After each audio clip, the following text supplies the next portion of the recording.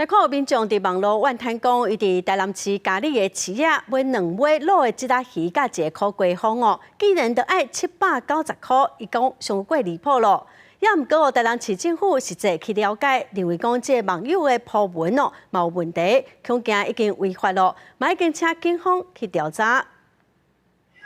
行入去传统市场内面，一尾搁一尾的卤即仔鱼看起来是真好食款。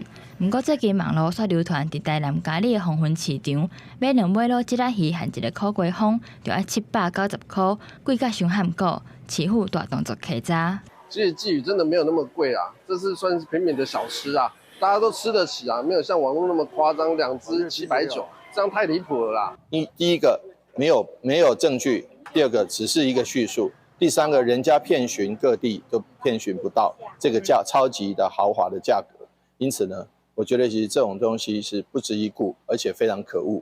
台南市法制处甲经发局市场处11月13连续3天探访几人的传统市场，了解市场的介绍状况。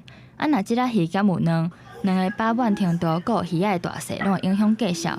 毋过访查的结果，一斤大约800到280块不等，一尾的介绍大约是50块到100块之间，无像网络所讲的遐尼贵。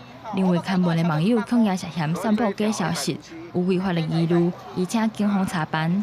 疑似涉及散布不实讯息案件，那本大队已着手调查网友身份，如有涉及不法情形，将依法就办。